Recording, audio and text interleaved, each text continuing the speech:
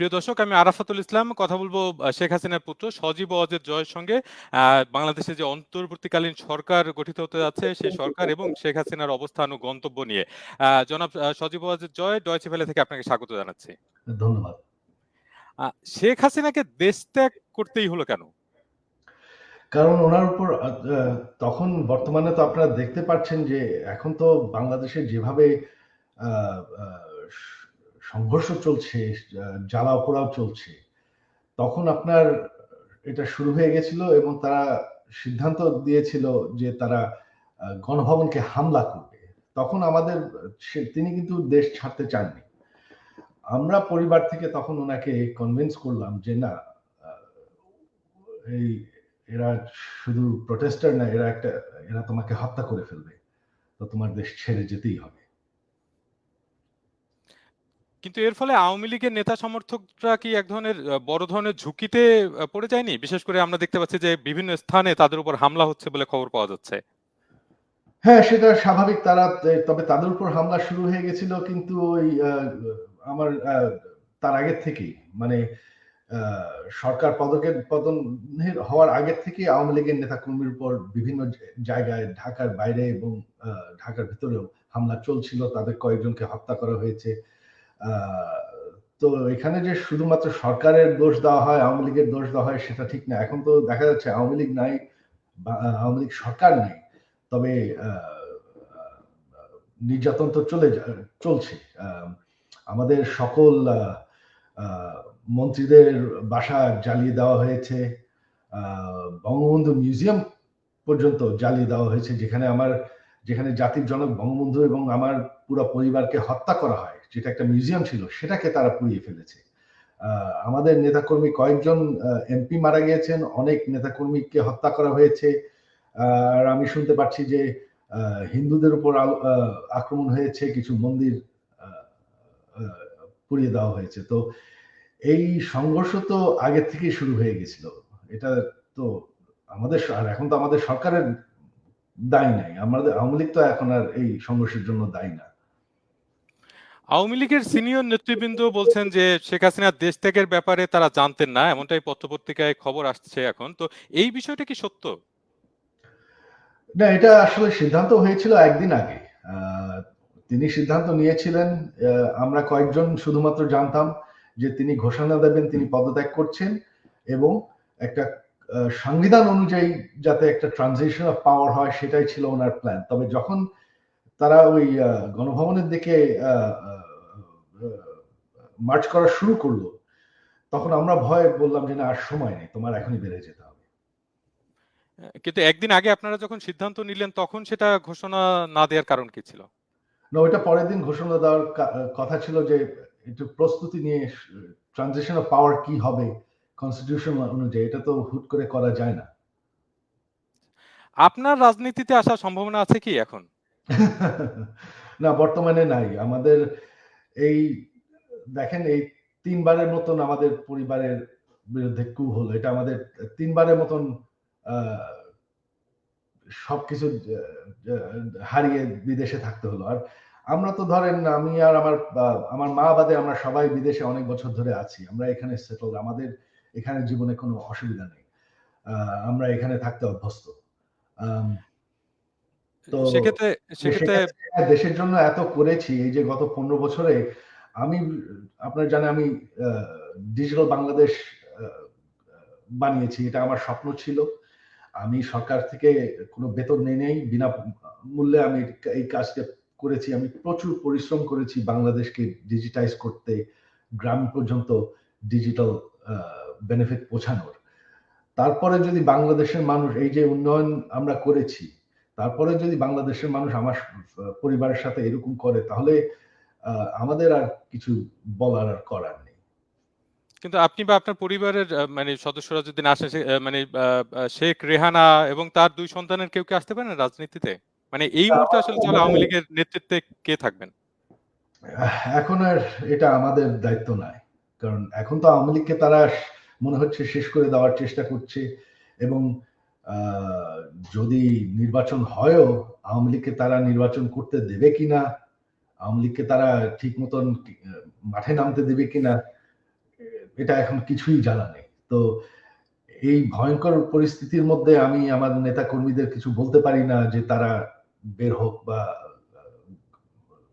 একত্র হোক, কারণ তাদের উপর নির্যাতন চলছে, তাদের যান বাঁচানো হচ্ছে আমার প্রথম দায়িত্ব। সেক্ষেত্রে আপনারা কি ধরনের উদ্যোগ নিচ্ছেন? আমরা চেষ্টা করছি বিভিন্নভাবে। আওয়ামী লীগ মরে যায়নি। আওয়ামী লীগ হচ্ছে বাংলাদেশের সবথেকে পুরাতন দল।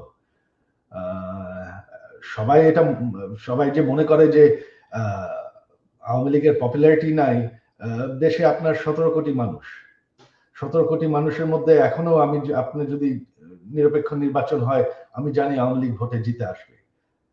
হ্যাঁ, 100% ভোট কোনোদিন কোনো গণতন্ত্রে কোনো সরকার পায় না। আমাদের বিরুদ্ধে যারা ভোট হেরে গেছে বা তারপর তো বয়কট করেছি, হ্যাঁ, এদেরকেই আপনি দেখেছেন যারা আওয়ামী লীগ বিরোধী, তাদেরকেই দেখা গেছে। তবে আওয়ামী লীগের যারা সমর্থক তারা কিন্তু দেশে আছে।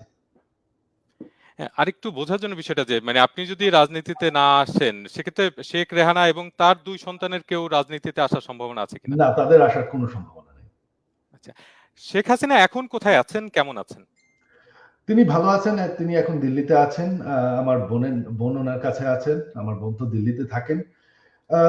তিনি ভালো আছেন, তবে অবশ্যই ওনার খুবই মন খারাপ। তিনি খুবই দুঃখিত যে দেশের জন্য ওনার বাবা জান দিয়েছেন, আমার পুরা পরিবার জান দিয়ে হারিয়েছে। যেই দেশের জন্য তিনি জেল খেটেছেন, এত পরিশ্রম করেছেন, এত উন্নয়ন করেছেন, সেই দেশের মানুষ তাকে এভাবে অপমান করে বের করে দেবে, তার উপর আক্রমণ করতে যাবে, এটা আমরা কেউ কল্পনা করতে পারিনি। এটা তো আপনার একটা আহ, তারা যে দাবি করছে যে এটা গণতান্ত্রিক আন্দোলন, এই মানুষ হত্যা করা, পুলিশের উপর হামলা করা, প্রধানমন্ত্রীর উপর হামলা করা, প্রধানমন্ত্রীর বাড়ির উপর হামলা করা, যা সবকিছু জ্বালাও পোড়া করা, লুটপাট করা, এটা তো কোনো আন্দোলন নয়, এটা তো হচ্ছে মব, এটা তো হচ্ছে সন্ত্রাস, জঙ্গি। তো এই জায়গাতে আরেকটা বিষয় ছিল যে তিনি মানে ভারত থেকে কোথায় যেতে চাচ্ছেন? কারণ এরকম নানা রকম তথ্য শোনা যাচ্ছে যে তিনি অন্য কোথাও চলে যেতে পারেন ভারত থেকে, এরকম মানে নানা রকমের খবর আসলে পাওয়া যাচ্ছে। না, এরকম কোনো সিদ্ধান্ত নেওয়া হয়নি। মানে শেখ হাসিনা ভারত থেকে অন্য কোথাও যাবেন এরকম কোনো সিদ্ধান্ত নেওয়া হয়নি? না। আ আমরা আগে আপনার বক্তব্য থেকে শুনেছিলাম যে তিনি নাতি-নাতনির সঙ্গে সময় কাটাতে চান এবং এখন এটাও শোনা যাচ্ছে যে তার মার্কিন ভিসা বাতিল হয়েছে। এটা কি সত্যি? না, এরকম এটা একটা গুজব, এরকম কোনো কথা হয়নি, এরকম কিছুই হয়নি। আপনার কি এই মুহূর্তে আপনার মায়ের সাথে দেখা করার বা ভারতে আসার সম্ভাবনা রয়েছে? হ্যাঁ, এক পর্যায়ে আমি যাব, কখন সেটা ঠিক হয়নি। আচ্ছা। আমরা দেখতে পাচ্ছি যে বাংলাদেশে অন্তর্বর্তীকালীন সরকারের প্রধান হচ্ছেন প্রফেসর ইউনূস। এই বিষয়ে আপনার মতামত কি? এ বিষয়ে আমার কোনো মতামত নাই। আমাদের সুশীল সমাজ তো অনেকদিন ধরেই চাচ্ছেন যে তিনি দেশ চালানোর একটা সুযোগ পাক। তো তিনি এখন সেই সুযোগটা পাচ্ছেন। কিভাবে চালাতে পারবেন আমি দেখতে চাই। দেখার অপেক্ষায় আছি। একটা দেশ চালানো অত সহজ ব্যাপার না। তো দেখি। আর আপনার কি মনে হয় আওয়ামী লীগকে পুনর্গঠন করতে আপনার পরিবারের কি আসলে ভূমিকা নেওয়া উচিত নয়?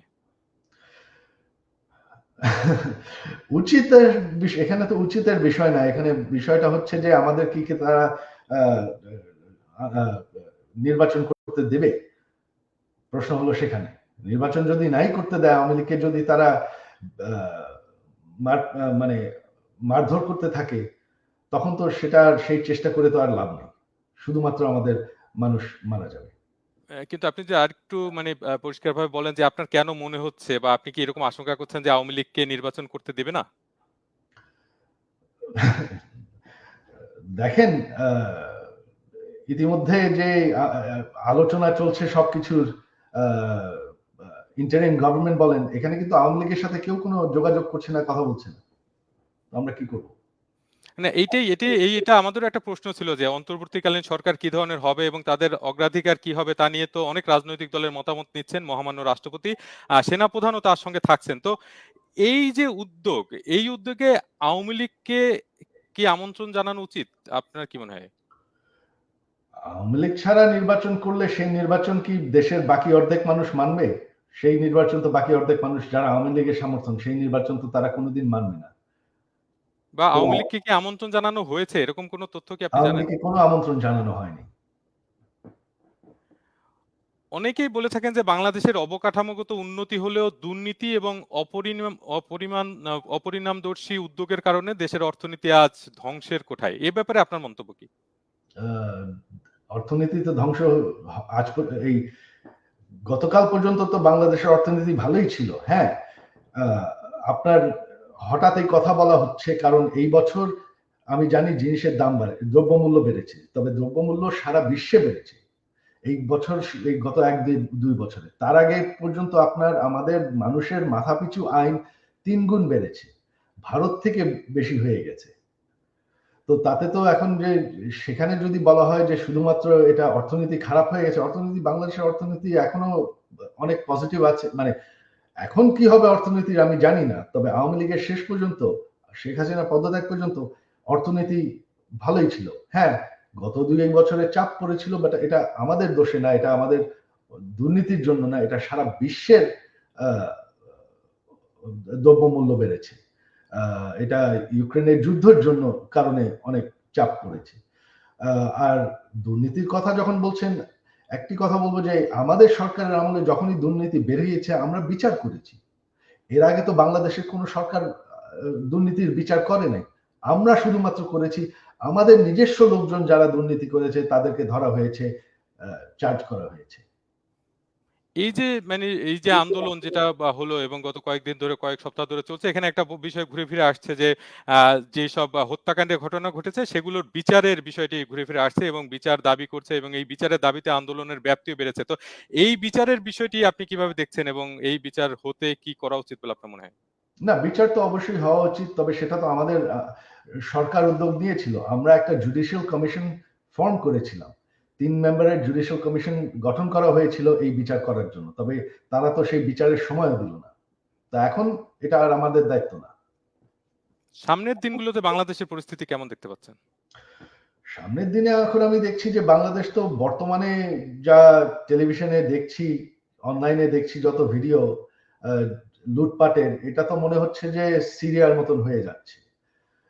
সেখান থেকে কতদূর উন্নতি হবে সেটা দেখা যাক। তবে এখন তো যা বোঝা যাচ্ছে যে বাংলাদেশ হয়তো পাকিস্তানের মতনই হবে, কারণ আমরা তো, আওয়ামী লীগ যদি ক্ষমতায় না, একমাত্র আওয়ামী লীগ সরকারই উন্নয়ন দেখিয়েছে, অন্য কোন সরকার বাংলাদেশের ইতিহাসে দেখাতে পারেনি।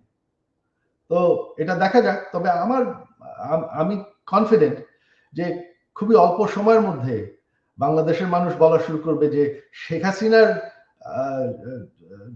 আইন ছিল, রুল ছিল বাংলাদেশের গোল্ডেন পিরিয়ড, এইটা তারা অতি শিগগিরই বলা শুরু করবে। আপনাকে অসংখ্য ধন্যবাদ ডয়চে ভেলেকে সাক্ষাৎকার দেয়। অনেক ধন্যবাদ।